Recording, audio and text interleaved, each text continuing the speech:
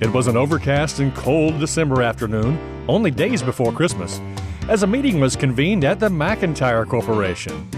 CEO Alan McIntyre, followed by Chief of Research and Development Helen Sawyer and several employees, were discussing the state of the economy as they came into the room and took their places at the table.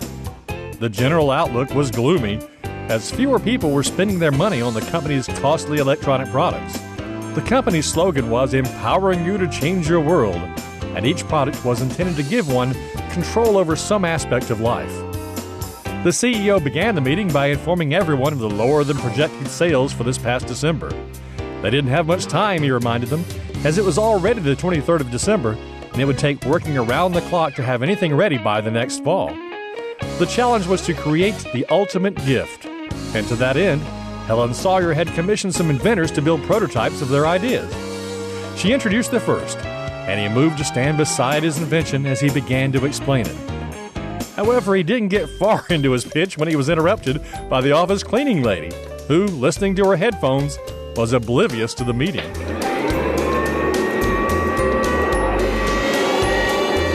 Now, in her defense, Jane the cleaning woman wasn't used to anyone being in the offices this late in the evening, and she always enjoyed her music as she worked.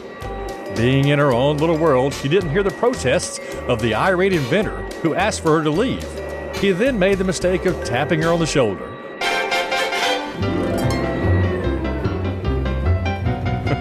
You don't startle someone whose Marine son trained her in self-defense techniques.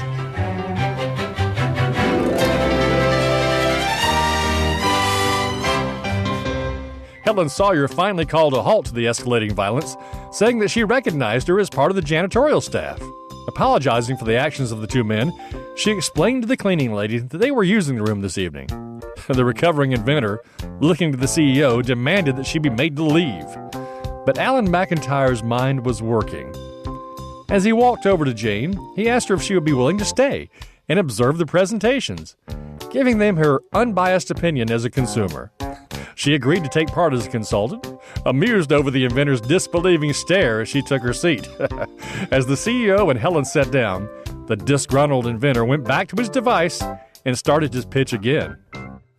Indicating his machine, which he called the Personal Atmospheric Controller, he explained that it allowed the user to control the weather conditions on a very small scale. For those that have the need for control in their lives, said the fellow, this device will give them that power. Setting the controls for pleasant weather and dialing the power up a little, he stood back with a flourish and a smile. But the puzzled looks of those around the table and the lack of any discernible effect caused him to hurriedly explain that since the weather conditions in the room were already pleasant, there was little to change. To cover his misstep, he decided to demonstrate the more visible effects and quickly change the setting to cooler weather.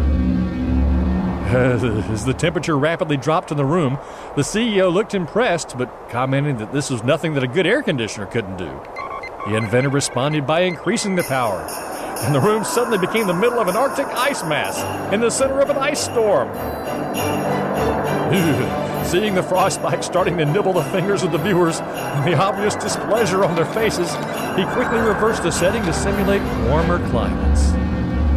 But flustered by his first misstep, he neglected to change the power level, which was still set at high. And the intense heat of the Sahara Desert in summer began to make everyone hot under the collar. The inventor was sweating profusely also, but not so much from the heat as the pressure now on him to recover. As everyone wilted from the heat and begged him to change the setting, he switched it to generate a tropical breeze.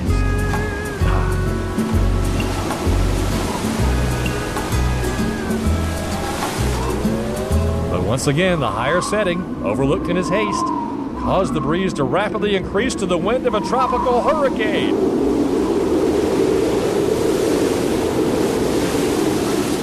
The combination of the heat and wind spawned a mini tornado, accompanied by severe lightning and thunderstorms.